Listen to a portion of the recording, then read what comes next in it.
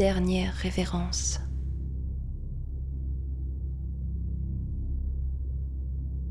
Dans la pénombre du garage, il est difficile de se repérer, surtout lorsque l'on n'a jamais fait ça. Saisir le tuyau de l'huile à frein, le couper d'un coup, veiller à ne pas se salir, surtout ne pas faire de bruit, refermer le capot doucement, partir. Le reste fera le travail. Adam rentra dans le salon, un immense sourire aux lèvres. Devine qui sera la tête d'affiche du nouveau spectacle de Raminov-Cholivsky. Joya bondit hors du canapé en poussant un cri de joie, puis sauta dans ses bras. Des larmes se mirent à jaillir de ses yeux. « Ma chérie, enfin ne pleure pas », dit Adam en riant. Pourtant, Joya ne pouvait s'en empêcher, et elle détestait cela. Ces larmes qui coulaient le long de ses joues n'étaient pas le témoignage du bonheur qu'elle ressentait pour son époux. Elles en étaient la cruelle conséquence. Joya ne pouvait s'empêcher de haïr son mari. Ils s'étaient rencontrés dans une prestigieuse école de danse classique, et tout de suite, ils avaient su qu'ils seraient bien plus que de simples camarades de classe. Adam baignait dans la danse depuis tout petit. Sa mère était une des danseuses étoiles les plus célèbres de son temps. Joya, quant à elle, était issue d'une famille modeste où la danse n'était qu'une folie passagère, qui plus est, de mauvaises mœurs. Pour réussir à entrer dans cette école, elle avait dû se battre et faire d'énormes sacrifices. De cette passion commune, de cette rage de réussir et de briller, naquit l'amour. Un binôme ambitieux, féroce, prêt à tout pour monter sur le devant de la scène. Un binôme qui s'était promis gloire et succès. Mais à la sortie de l'école, la chute fut particulièrement rude pour Joya. Rapidement, elle eut le premier rôle pour un des spectacles les plus attendus de l'année. Tout le gratin était présent à la première. Cette représentation devait être son moment, sa gloire, la récompense de toutes ces années de détermination, de travail et de sacrifice. En somme, ce spectacle promettait de lui ouvrir les portes d'une carrière qui inscrirait son nom aux côtés des plus grands artistes de sa génération. Pourtant, le rêve se transforma en cauchemar. La lumière devint aveuglante, la musique assourdissante, ses jambes tremblantes. Elle se trouva dans l'impossibilité d'effectuer les figures qu'elle avait pourtant répétées des millions de fois. Elle finit par s'écrouler sur le sol, sans pouvoir se relever, comme écrasée sous le poids de la fatalité. Le verdict du médecin tomba, burn-out. Son corps avait tout simplement lâché à cause du surmenage et de la pression qu'elle s'était infligée. Après ce fiasco, Joya fut la risée de tous. Les critiques l'assassinèrent, sans parler des chorégraphes qui placèrent son nom sur une liste noire. Elle ne se le pardonnait pas, et il était évident qu'elle ne se le pardonnerait jamais. Chaque soir, avant de se coucher, elle se refaisait le spectacle dans sa tête. Parfois, tout se passait exactement comme cela aurait dû être. Elle se sentait s'envoler sur la scène, elle voyait les visages s'émerveiller devant tant de grâce. Elle sentait l'odeur du bouquet de roses rouges que lui tendait son chorégraphe à la fin du spectacle. Elle se voyait saluer le public qui refusait de la laisser partir. Bien plus souvent, elle se revoyait chuter, spectatrice de la mort de sa carrière, de ses rêves réduits en miettes. Joya devint professeure de danse dans une école de quartier. Bien qu'elle eût essayé, elle ne parvint pas à rayer la danse de sa vie. Au fond, c'était la seule chose qu'elle connaissait. La danse était inéluctablement liée à elle, comme deux âmes sœurs, impossibles à séparer, malgré le mal qu'elles se font. Adam, quant à lui, avait eu plus de mal à faire décoller sa carrière. C'était un bon danseur, mais il était évident qu'il n'avait pas le talent de Gioia. Pourtant, à force de persévérance, il finit par se faire un nom dans le milieu. Gioia finit par développer de forts ressentiments envers le succès de son mari. D'abord, de l'aigreur, puis, peu à peu, quelque chose proche de la haine. Adam vivait absolument tout ce dont elle avait toujours rêvé. Danser sous la direction des chorégraphes qu'elle admirait depuis son enfance, les tournées mondiales aux côtés d'artistes renommés, les innombrables galas et soirées, et la célébrité, être reconnue et admirée de tous, une vie qu'elle avait effleurée du bout des doigts sans jamais pouvoir la saisir. Au lieu de tout cela, elle était condamnée à enseigner à des enfants braillards, dissipés, sans aucune discipline. Elle les détestait. Parfois, elle voulait leur arracher les yeux, couper leurs petites jambes pour ne plus jamais les voir danser. Lorsqu'Adam attendait une réponse pour un nouveau spectacle, elle espérait que celle-ci soit négative. Au fond, c'était la seule chose à laquelle elle avait encore droit. La jalousie, comme exutoire au pathétisme de sa vie. Elle était devenue tellement jalouse qu'il lui arrivait de couper son téléphone lorsqu'il était en tournée. Elle ne pouvait tout simplement pas supporter de l'entendre lui raconter ses journées si fantastiques. Gioia faisait cependant extrêmement attention à ce qu'il ne se rende compte de rien. À chaque nouveau contrat, elle sautait littéralement de joie et paraissait la plus heureuse des épouses. Elle lui faisait croire que son métier de professeur s'était avéré être une vocation et que finalement, elle préférait son quotidien à celui de danseuse professionnelle. La vie lui avait appris à toujours se montrer forte. La jalousie était une preuve de vulnérabilité, une preuve d'infériorité. Elle refusait de se montrer faible devant qui que ce soit. Puis, elle avait peur qu'Adam ne la quitte. C'était devenu une obsession. À chaque tournée, elle imaginait qu'il lui annoncerait qu'il avait rencontré une danseuse qui la remplacerait. Elle pensait qu'elle finirait par perdre son mariage comme elle avait perdu la danse, d'un claquement de doigts. Une sorte de malédiction dont elle serait victime. Elle allait jusqu'à fouiller son téléphone en catimini, juste pour se rassurer, chasser ses idées obsédantes et laisser son esprit reprendre son souffle, ne serait-ce que l'espace d'un instant. Elle n'aurait pu supporter un deuxième échec. Au fond, être avec Adam lui permettait de garder la face. Son succès était dans une certaine mesure le sien. Rester avec lui donnait l'occasion de capter un peu de sa lumière. Elle n'avait certes pas réussi, mais elle méritait d'être avec un homme qui faisait partie de l'élite. Il était inconcevable pour elle d'être mariée à un moins que rien. Elle valait beaucoup mieux que cela. Puis, il y eut l'accident.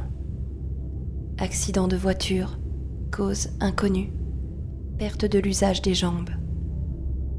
Les médecins parlaient de rééducation, mais on pouvait lire dans leurs yeux que tout espoir était vain. Ce fut une renaissance pour Gioia, une mort pour Adam. Adam ne pouvant plus danser, la jalousie de sa femme ne fut plus qu'un lointain souvenir. En outre, la carrière de danseuse de Gioia fut relancée. L'accident d'Adam avait fait énormément de bruit dans le milieu et faire revenir sur scène sa femme, cette prometteuse danseuse, humiliée par un début de carrière dramatiquement avorté, donnait cette dimension tragique dont raffolait le public, ce qui n'avait bien évidemment pas échappé au chorégraphe. Gioia put enfin montrer au monde l'étendue de son talent, et elle n'eut pas à attendre longtemps pour être assaillie par les demandes. Projetée au devant de la scène, adulée par le public, convoitée par les plus grands chorégraphes, elle se sentait enfin vivante. Mais peu à peu, elle perdit le sens des réalités. La notoriété lui avait décollé les pieds de la terre pour l'emmener loin, dans un monde où elle était la reine. La pauvre professeure de danse n'existait plus, et Gioia s'était juré que plus jamais elle ne descendrait aussi bas. C'était indigne d'elle-même, et ces dernières années constituaient une profanation de son talent.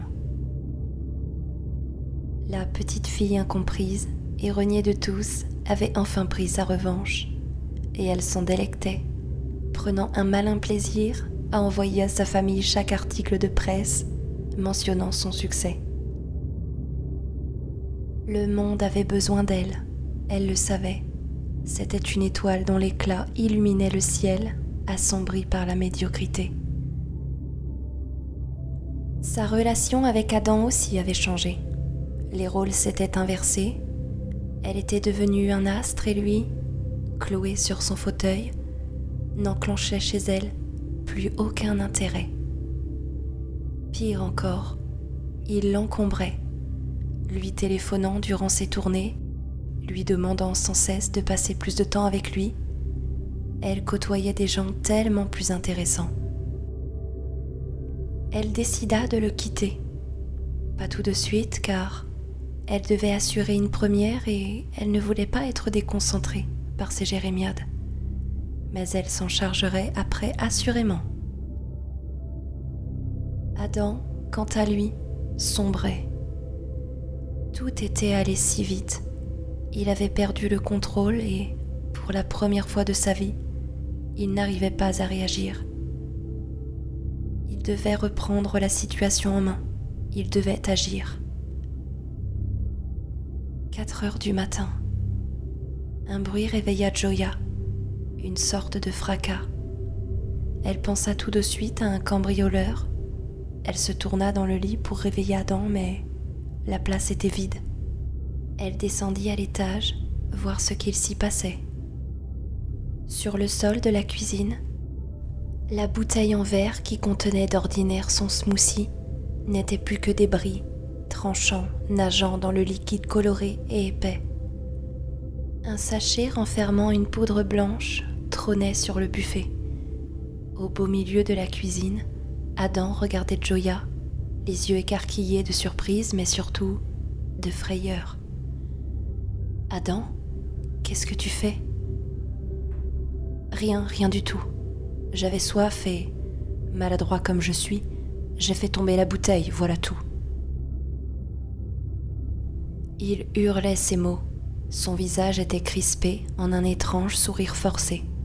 Les veines de ses tempes étaient sur le point d'exploser. Tout son corps tremblait. « Adam, tu ne bois jamais mon smoothie. Et qu'est-ce que c'est que ça ?» Elle pointa du doigt le sachet. « Rien. C'est un médicament pour soulager mes douleurs après l'accident. Et pour le smoothie, cette fois-ci, j'en avais tout simplement envie. »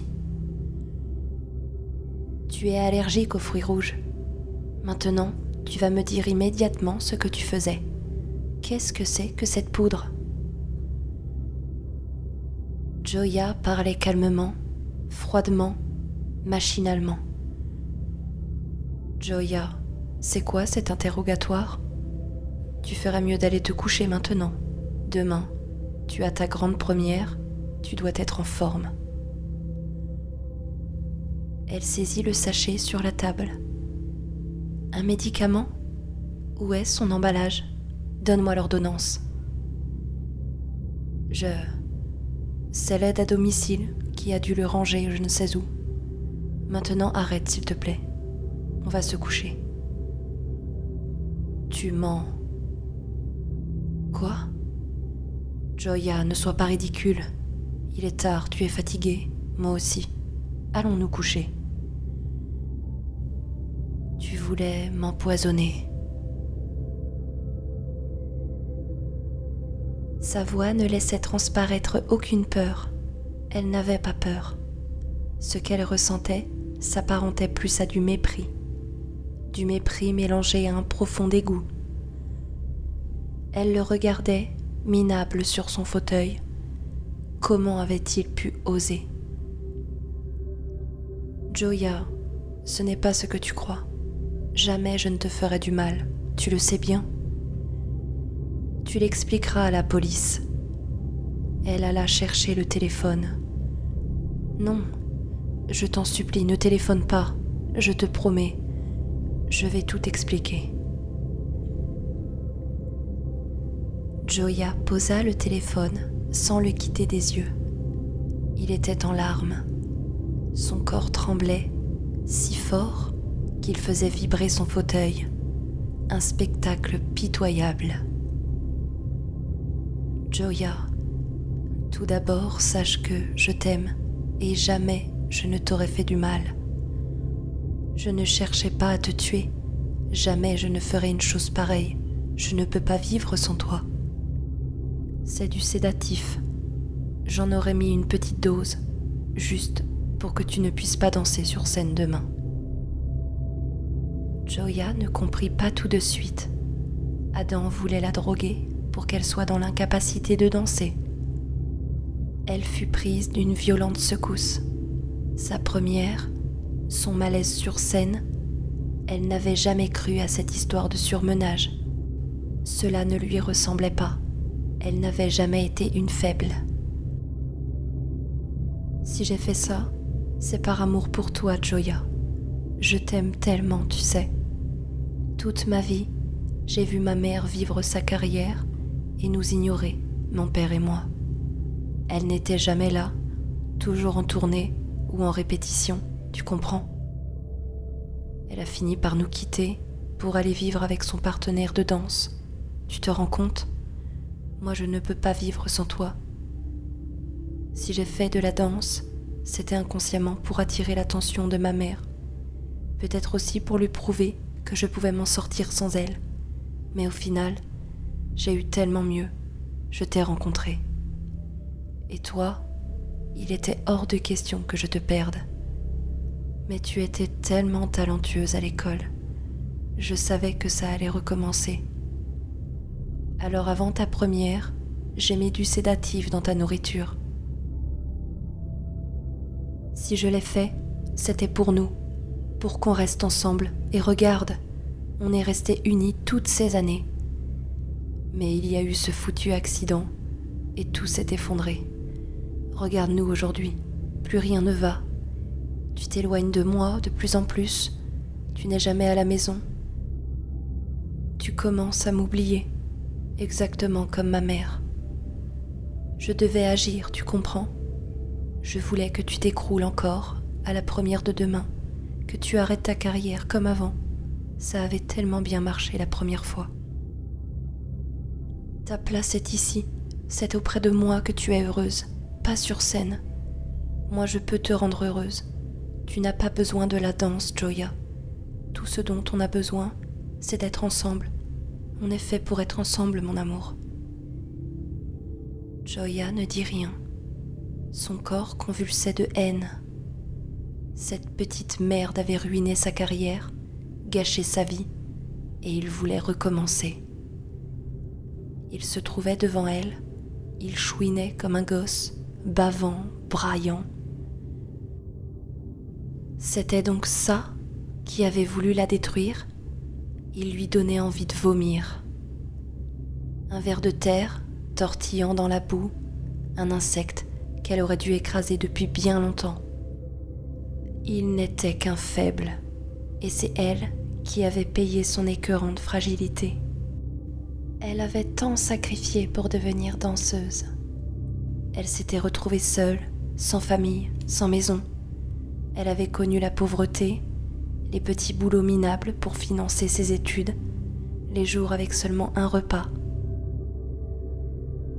Et cette vermine avait tout balayé d'un revers de la main. Elle lui jeta un mouchoir à la figure.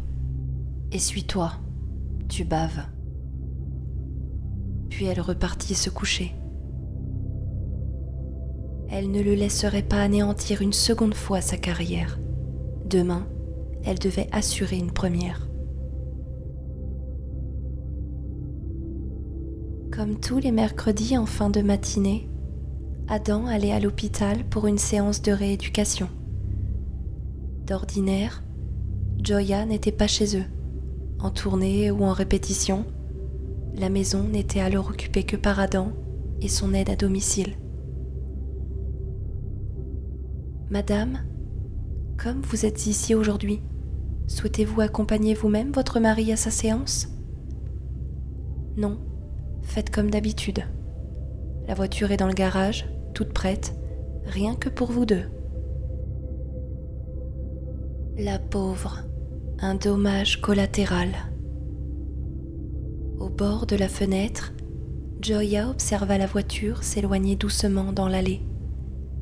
Ce n'était plus qu'une question de temps. La dernière révérence d'une danse qu'il n'avait jamais été capable d'exécuter.